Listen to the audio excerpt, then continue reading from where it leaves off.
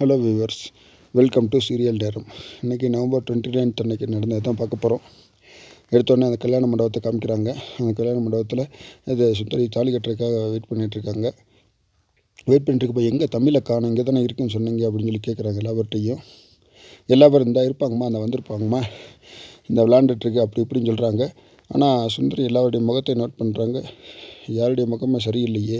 உடனே கோவப்பட்டு, எனக்கு எங்கே என் தமிழ் இல்லாமல் நான் கல்யாணத்துக்கு தாலியை கட்டிக்க மாட்டேன் அப்படின்னு சொன்னோடனே வெற்றிக்கு கொஞ்சம் ஷாக் ஆகிடுச்சு. நீ அமைதியாக இருமா, சுந்தரி இங்கே தான் இருப்பா அப்படின்னு சொல்லி சொல்கிறாங்க. நீ மேலே சுந்தரி எங்கேன்னு காமிங்க மேலே.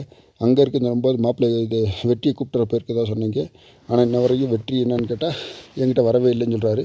எல்லா ஒரு முகமும் ஒரு மாதிரியாக இருக்குது. சுந்தரி எங்கே எங்கே தமிழ் எங்கே அப்படின்னு சொல்லி சுந்தரி கேட்குறாங்க. ஆனால் எல்லோரும் ஒன்றும் பதில் சொல்ல முடியாமல் இருக்காங்க. உடனே அவங்க தாய் மாமா காட்டுறாங்க வெளியில், மண்டபத்துக்கு வெளியில். அவர் தேடிட்டு இருக்காரு அந்த தமிழ் பிள்ளை எங்கேன்னு சொல்லி. வெளியில் மண்டபத்துக்கு வெளியில் யாரோ போகிறத பார்க்குறாரு. என்ன ஏதோ ஒரு கிழவியும் ஒரு பையனும் போகிற மாதிரி இருக்குது. ஆனால் கிழவி போட்டிருக்க செருப்பு பார்த்தா வயசான கிழவி மாதிரி தெரியலையே. ஏதோ டவுட் வந்துடுச்சு. உடனே இன்ஸ்பெக்டரை கூப்பிட்டு அவங்க தாய் மாமா, சார் இவங்க மேலே எனக்கு டவுட்டாக இருக்குது, என்னென்னு கொஞ்சம் பாருங்கள் அப்படின்னு சொல்லி சொல்கிறாங்க. சொன்னோடனே சரி, உடனே வேகமாக ஓடி போய் டவுட்டாக இருக்குது சொல்லி வேகமாக போய் நில்லுங்க சொல்லி பிடிக்க போகிறாங்க. அந்த கிழவியோடைய தலைமுடி ஒட்டுமுடி அப்படியே கையோட வந்துடுச்சு. அப்போ தான் அவங்களுக்கு தெரியுது ஏதோ ஃப்ராடு அப்படின்னு சொல்லிட்டு. அப்போ இவங்க தான் தமிழை கடத்தி வச்சுருக்கணும் அப்படின்னு சொல்லி ரொம்ப உடனே அவளை எல்லாத்தையும் பிடிச்சி மண்டபத்துக்கு நேராக கூப்பிட்டுட்டு வராங்க. சுந்தரி உடனே ஷாக் ஆகிடுச்சு. நீ எப்படி இங்கே வந்த அப்படின்னு சொன்னோடனே, இல்லை நான் வேறு வேலைக்காக வந்தேன், என்னை எதுக்கு பிடிச்சி வந்திருக்கேன் அப்படின்னா, தமிழ் எங்கே கடத்தி வச்சுருக்கேன் என்ன ஏது அப்படின்னு சொல்லி கேட்குறாங்க எல்லா பேரும். இல்லை நான் தமிழ் யாருன்னு எனக்கு தெரியாது அப்படின்னு சொல்கிறாங்க. அவங்க தாய் மாமா சொல்கிறாரு, இல்லை இவ தான் கடத்தி வச்சுருக்கா, ஏதோ மாறு வேஷத்தில் வந்திருக்கான்ற போது ஏதோ ஒரு வேலைக்காக தான் வந்திருக்கா, இல்லை தமிழ் யாருன்னு எனக்கு தெரியவே தெரியாதுன்னு சொல்கிறாங்க. உடனே நீ உண்மை சொல்கிறியா, எனக்கு சண்டை வந்தது ப்ரொஃபஷனல் தொழில் சம்மந்தமாக தான், நீ ஒழுங்காக மரியாதையாக கொடுக்குறியா அப்படின்னு சொன்னான். இல்லையா அப்படின்னு சொல்லி சொல்கிறியா இல்லைன்னு சொல்லி கேட்டோடனே, இல்லை நான் கடத்தவே இல்லை, அது யாருன்னு எனக்கு தெரியாது அப்படின்னு சொல்லி அந்த பொம்பளை சொல்லுது. உடனே அப்பத்தான் சுந்தரியை பார்த்து, என்னம்மா இவட்ட போய் நியாயம் தர்மம் பார்த்துட்ருக்க, உடனே அடித்து கேள்வி கேட்பியா, இல்லை இது போலீஸில் பிடிச்சி கொடுத்து என்ன கேள்வி வைப்பியா, இந்த மாதிரி பண்ணிகிட்ருக்க அப்படின்னு சொன்னோடனே, உண்மை சொல்கிறேன், தமிழ் அவங்க கடைசி வரையும் சாதிக்கிறாங்க, உண்மை யாருன்னு சொல்லி. அப்படியே அவங்க தாய் மாமா சொல்கிறாரு, நான் வெளியில் போகும்போது இவங்க யாருக்கோ ஃபோன் போட்டு பேசிகிட்டு இருந்தாங்க. அப்போ ஃபோனில் அந்த எவனுக்கு ஃபோன் பேசுனாங்களோ அவனுக்கு தெரியும் அந்த பிள்ளையை அவன் தான் கடத்தி வச்சுருப்பான், அவனுக்கு தான் ஃபோன் போட்டிருக்கான், அதனால் ஃபோனை போடுவேன்னு சொல்லிட்டு ஃபோனை போட போகிறாங்க.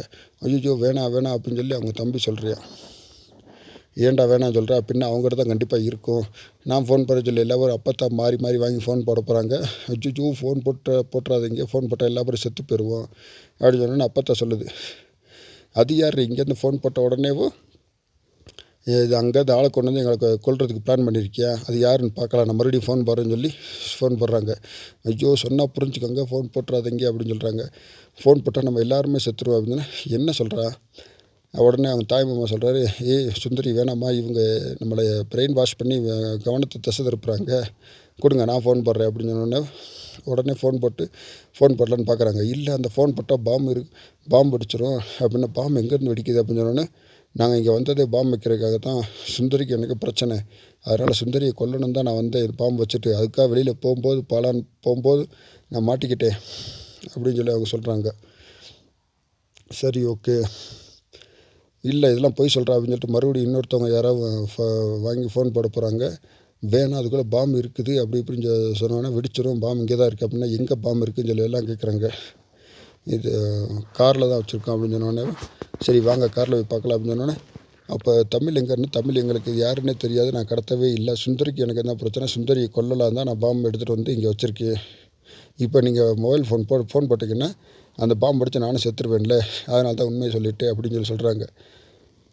உடனே வெற்றி சொல்கிற இன்ஸ்பெக்டர் உங்களை கூட்டிட்டு போய் அந்த பாம்பு ஸ்குவாடை கூட்டிட்டு வந்து இது பாம்பை ரிமூவ் பண்ணுங்க அப்படின்னு சொல்கிறாங்க. சரி ஓகே சார் நான் பண்ணுறேன் அப்படின்னு சொல்லிட்டு அவங்களை கூப்பிட்டு போயிட்டாங்க.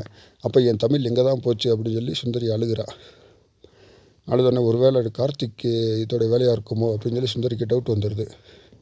ஆமாம் கண்டிப்பாக அவனுடைய வேலையாக தான் இருக்கும் அப்படின்னு சொல்லி இன்ஸ்பெக்டர் கார்த்திக் கால் போடுங்கன்னு சொன்னோன்னே, அவர் கால் போடுறாரு, காலை எடுக்கவே மாட்டார் கார்த்திக். சார் எடுக்க மாட்டார் அப்படின்னு சொல்லி சொன்னோன்னே, கிட்டத்தட்ட ஒரு 2-3 நிமிஷத்தில் அவன் தான் என்னை பழி வாங்கணுன்றதுக்காக இந்த மாதிரி பண்ணியிருக்கான், என் குழந்தை இந்த கல்யாணம் நடக்கக்கூடாது அப்படின்றக்கா அவன் சவால் விட்டு போனையா, அதனால் இந்த குழந்தைய கடத்துகிற கல்யாணம் நின்றுன்றதுனால இந்த மாதிரி பண்ணியிருக்கான் அப்படின்னு சொல்லி எல்லா பேருக்கும் டவுட் வருது. அந்த நேரம் பார்த்து இன்ஸ்பெக்டருக்கு ஒரு கால் வருது. யாருன்னு பார்த்தா கார்த்திக் கால் பண்ணுறாரு. என்ன சார் கால் பண்ணியிருந்தீங்க, யார் நீங்கன்னு சொன்னோன்னே, நான் இன்ஸ்பெக்டர் பேசுகிறேன், போலீஸ் டிபார்ட்மெண்ட்டு. என் பொண்ணு சுந்தரி மேடத்தோடைய பொண்ணை காணோம், மண்டபத்தில் தான் பேசுகிறேன், நீ தானே கடத்திருக்க அப்படின்னு சொன்னோடனே, இல்லை சார் நான் அவங்களுடைய பொண்ணை நான் ஏன் கடத்துறேன், நான் என் பொண்ணை தான் கூட்டிகிட்டு வந்தேன் அப்படின்னு சொன்னோன்னே, இன்னும் 10 நிமிஷத்தில் இங்கே பொண்ணை கொண்டு வந்து விடலை, உனக்கு கொண்டுருவேன் அப்படி இப்படின்னு சொல்லி மிரட்டாரு. 10 நிமிஷம் தானே, இல்லை என் பொண்ணு எந்திரிச்சு ஸ்கூலுக்கு போகணும், அங்கே வந்து என்ன பண்ண போகுது அப்படின்னு சொல்கிறாரு. இது சுந்தரி மேடத்தோடைய பொண்ணு, இப்போ வரையா இல்லை நான் 10 நிமிஷம் நாங்கள் வந்து உன்னைய வெளுத்து கட்டட்டா அப்படின்னு சொல்லி முட்டி தட்டவான்னு சொல்கிறாரு. சரி ஓகே சார், நீங்கள் அது கவலைப்படாங்க, நானே கூப்பிட்டு வந்துடுறேன் அப்படின்னு சொல்லி கார்த்திக் சொல்கிறாரு. நீங்கள் சொல்லுங்கள், கார்த்திக் அந்த பொண்ணை கூப்பிட்டுட்டு வந்து கல்யாணத்தை நல்லபடியாக நடத்தி வைப்பாரா, இல்லை வேறு எதுவும் பிரச்சனை பண்ணுவாரா, அப்படி என்ன பிரச்சனை பண்ணுவார் அப்படின்னு உங்களுக்கு எதுவும் கருத்துக்கள் இருந்துச்சுன்னா அதை கமெண்ட் பாக்ஸில் கமெண்ட் பண்ணுங்கள். இந்த வீடியோ உங்களுக்கு பிடிச்சிருந்துச்சுன்னா லைக் பண்ணுங்கள், கமெண்ட் பண்ணுங்கள், ஷேர் பண்ணுங்கள்.